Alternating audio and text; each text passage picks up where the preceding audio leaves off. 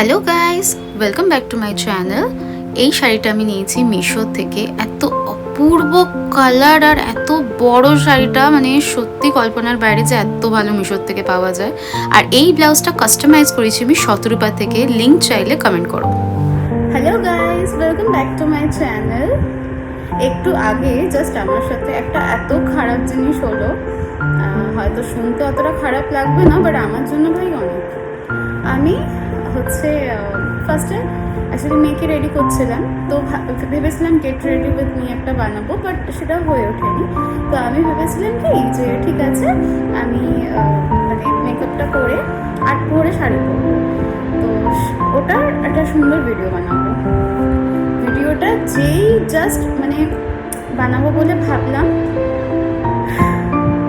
তারপরে দেখলাম যে কিছু প্রবলেম করছে। ঠিক আছে, তো ঠিক আছে এটা বন্ধ করে দিলাম। তারপর ভাবলাম ঠিক আছে পরার পরে একবারে দেখো। পুরো শাড়িটা আট পহরে করে পুরো পরলাম। ঠিক আছে, আমাকে যারা চেনো তারা জানো আমি আট পহরে শাড়ি পরতে পারি না, চুল বাঁধতে পারি না। ঠিক আছে, মানে চুল হেয়ার স্টাইল কোনো রকম আমি করতে পারি না। তো অনেক কষ্ট করে আমি আট পহরে পরলাম, মানে অ্যাট ফার্স্ট টাইম আমি নিজে একা একা আট পহরে পরলাম। ঠিক আছে, তো এত সুন্দর করে পরলাম। ঠিক আছে, দুর্ভাগ্যের বিষয় যেটা এরকম আঁচলটা এসেছে, এখানটা প্রিন্ট বলছি পেনাফ হয় এই জায়গাটা, ওটা পুরো শেষ। জাস্ট একটা পিন আটকাবো, শাড়িটা পুরো একদম পরা কমপ্লিট হয়ে যাবে। দেখি সেফটি পিনই নেই আমার কাছে। এতটা কষ্ট করে পরে খুলে ফেললাম। আর তার থেকেও দুঃখ লাগছে যে আমি ফার্স্ট টাইম আমি এই শাড়িটা পরেছিলাম, মানে আট পরে নিজে নিজে পরেছিলাম। এখন আমি একটু রেডি হচ্ছি, মানে অলমোস্ট রেডি হয়ে গেছি, হালকা একটু মেকআপ করেছি অ্যান্ড শাড়িটা পরেছি। আচ্ছা, শাড়ির যদি ডিটেলস চাও, এই শাড়িটা আমি মিশোর থেকে নিয়েছি। শাড়িটা অপূর্ব। এই শাড়িটা নিয়ে কোনো কথা আমি কারোর থেকে শুনবো না, এতটাই দারুণ এটা। ঠিক আছে, হার্ডলি 500-550 মধ্যে শাড়িটা আমি পেয়েছিলাম। শাড়িটার লেন্থ, আমার যে কোনো শাড়ির লেন্থ খুব পছন্দ, মানে অনেকগুলো কুচি পড়বে সেরকম। এটাতে প্রায় 10-12টা কুচি পড়ে। ঠিক আছে, অবশ্য আমি ব্লাউজ পিস কাটিনি। আর আমার ব্লাউজটা হচ্ছে, এটা আমি শতরূপার থেকে করিয়েছি। এটা মানে আমার সবই ওর থেকে আমি শাড়ি কাস্টমাইজ করাই। আমি খুব কম কিনি এখন শাড়ি, ম্যাক্সিমাম লাস্ট 3 ইয়ার্স ধরে আমি কাস্টমাইজ করাচ্ছি শাড়ি। তো কেমন লাগছে, ভালো লাগছে না একটু জানি না। এখন হচ্ছে রেডি। আমার রেডি হবার চক্করে মানে আমি ভাবলাম কি আমি শান্তি করে আস্তে আস্তে শাড়িটা পরবো, তো সে কারণে আমার যাবার কথা ছিল এখন যে মায়াপুরে। আমি বলেছিলাম তোমাদের যে সাইট সিনে অনেকটা ঘোরার আছে, অনেক কিছু জায়গা আছে ঘোরার। তো সেখানে অ্যাকচুয়ালি আমি বহুতবার ঘুরেছি, মানে আনগিনেত বার ঘুরেছি, কিন্তু আমার শাশুড়ি আর ভাসুরের ওদের হচ্ছে ঘোরা ছিল না। তো ওদের নিয়ে আমার এখন ওখানে যাওয়ার কথা।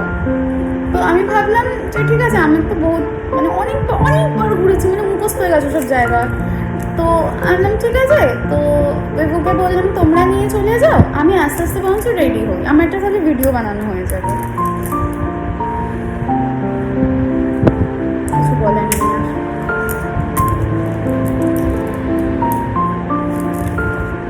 কেমন লাগছে জানি, আমার এই পিঙ্ক চুড়িগুলো খুব ফেভারিট। আর এটা পরবো, হালকা সিম্পল সেজেছি। আমার মেয়ে চকলেট ছেড়ে খাচ্ছে, দেখতে পেলে যা কাঁচাবে না। জয় শ্রীকৃষ্ণ, জিনিসটা খুব প্রিয়।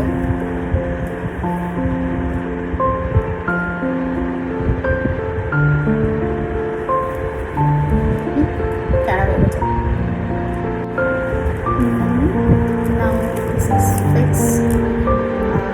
আরেকটা জিনিস বাকি আছে, সেটা হচ্ছে এটা। অবশ্যই এটা ছাড়া, মানে আমার মনে হয় এটা ছাড়া লোকে এত লেহেঙ্গা পরে বা এখানে এসে গোপী ড্রেস পরে, আমি মনে করি এটা ছাড়া আমার তো ভালো ভালো লাগে।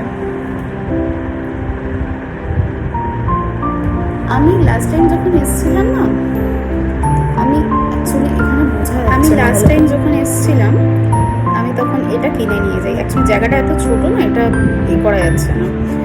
বাইরে যখন আমরা পড়ি, এক তো আমি সবসময় টিপ খুঁজে পাই না, মানে এই এটা তিলক মাটিটা মানে পড়ানোর লোক মাঝে মাঝে খুঁজে পাই না। জানি এখানে সবসময় অ্যাভেলেবল, বাট জানি না কেন আমার যখন দরকার পড়ে তখন আমি কিচ্ছু পাইনি।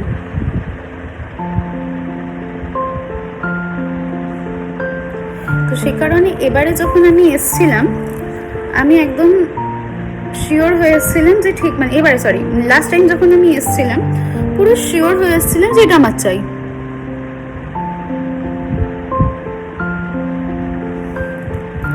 এখানটা কেন পড়ছে না কে জানে। ঠিক আছে,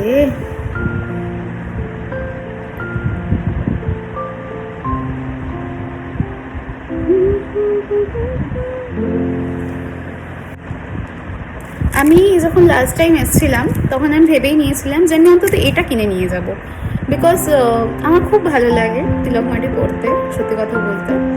আর তার চেয়ে বড়ো কথা জানি না, আমার এখানে এলে এক তো আমি নিজেও চেঞ্জ হয়ে যাই খুব, মানে যেরকম বাড়িতে থাকি সেরকম তো একেবারেই থাকি না। আমি অলমোস্ট ডান, অলমোস্ট ডান।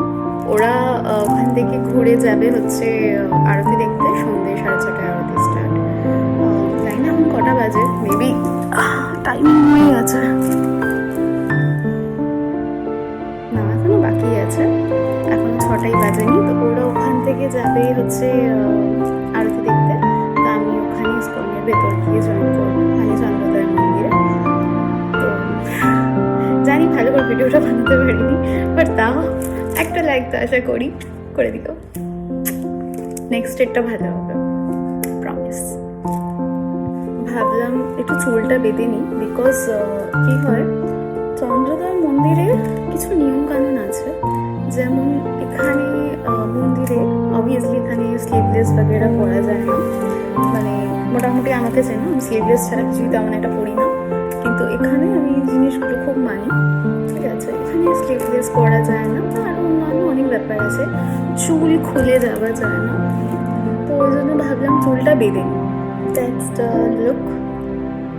ভালোই লাগছে, অ্যাকচুয়ালি বেনুনি করছিলাম, বাট বেনুনিটা যাচ্ছিলাম, ভালো লাগছে মেয়েদের সাথে, বাধ্য হয়ে খুলে আবার আমি নর্মাল পনিটেল বানানো। এর থেকে বেশি আমি আর কোনো চুল বাঁধতেও পারি না।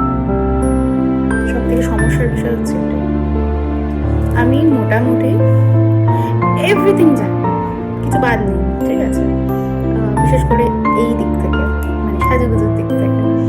কিন্তু জানি না কেন অ্যাকচুয়ালি আমি ছোট থেকে চুল খোলা রাখতে খুব পছন্দ করতাম, তাই জন্য আমি চুলটাই বাঁধা শিখিনি। আমি অ্যাকচুয়ালি চেষ্টাও করেছি অনেকবার, হেল্প নিয়েছি আমার বন্ধুদের থেকে, হয়নি আমার দ্বারা। ঠিক আছে, মানে জানি না কেন আমি চুল বাঁধার পর আরো ভয়ানক লাগে দেখতে। আর কোনো হেয়ার স্টাইল আমার মুখে স্যুট করে না, স্ট্রেট হেয়ার বাদ দিয়ে। তো আর হচ্ছে 8 পরে শাড়ি পরো, এই দুটো জিনিস খালি আমি পারি না।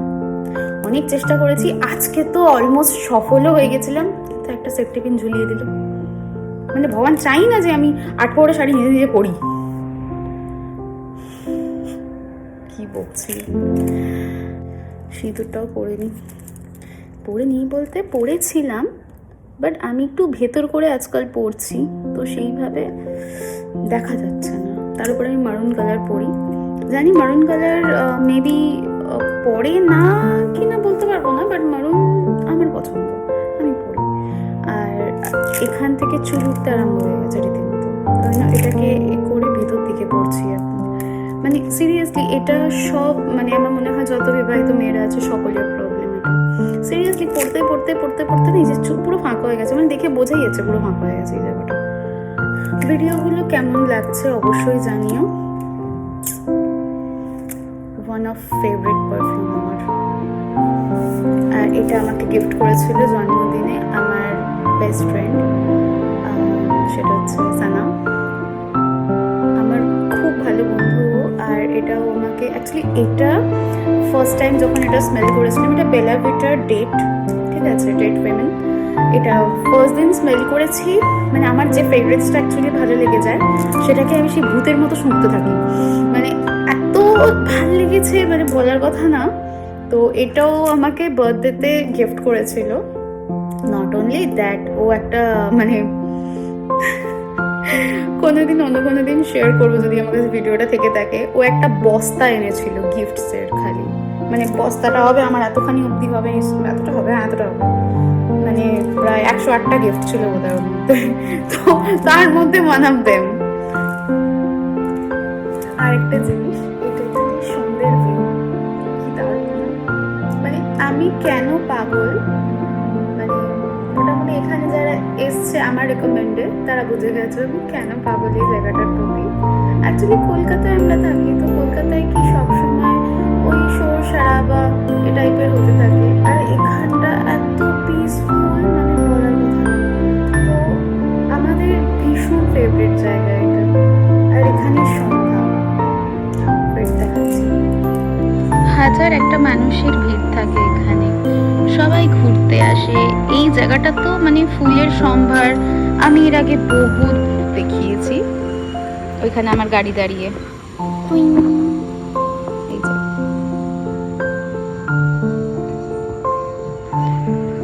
এখানে এত সুন্দর ফুলের মানে বাগান হয়ে থাকে, যেখানে ফটো তুলতে ভীষণ ভালো লাগে।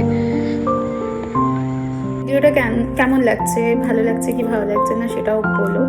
চেষ্টা করছি মানে বানানোর, আর আমার প্রবলেম আছে মেন জায়গাগুলো ভুলে যাই আমি বানাতে, যাই হোক তবু চেষ্টা করছি, দেখে জানিও কেমন লাগছে। And please like, share and subscribe. এটা শেয়ার করার মতো কিছু নেই, বাট জয় শ্রীকৃষ্ণ, একটা লাইক আর একটা সাবস্ক্রাইব করে দিও। বাই, জয় শ্রীকৃষ্ণ।